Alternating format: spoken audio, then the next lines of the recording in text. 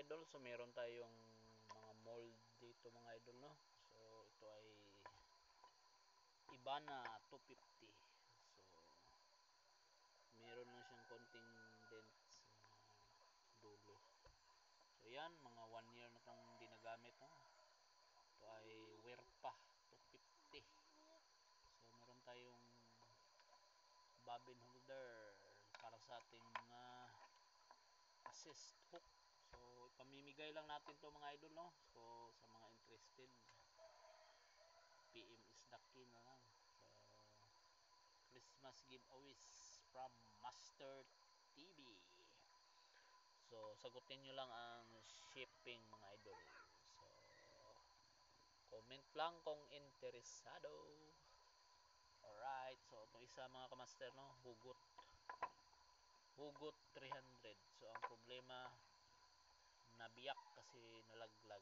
So hindi naman siya na ano, kasi may wire sa loob.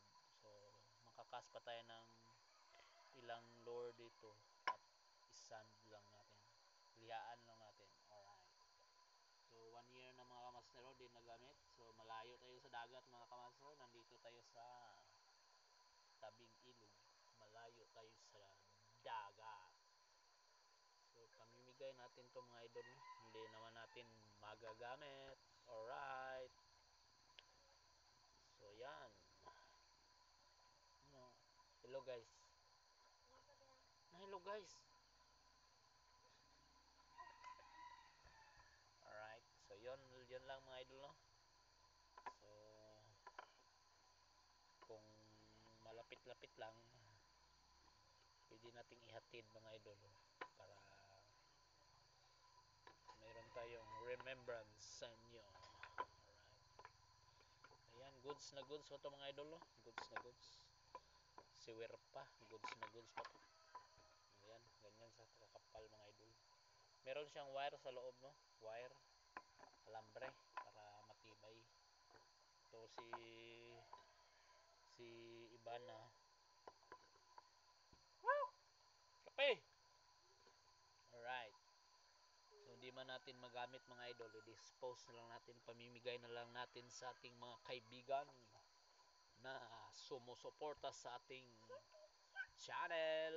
Alright, so i-comment lang yung ano nyo mga master, no? Yung location at yung number or Facebook para makontak ko kayo mga kamaster, kung kayo ang mapipili na mabibigyan ng DIY na mold. So ito ay Werpa 250 at si Ibana 150 at 250. So si hugot medyo may diferensya. Hindi lang yan kasali si hugot. Alright, babin. So meron pa tayong hot stamping rubber or sponge.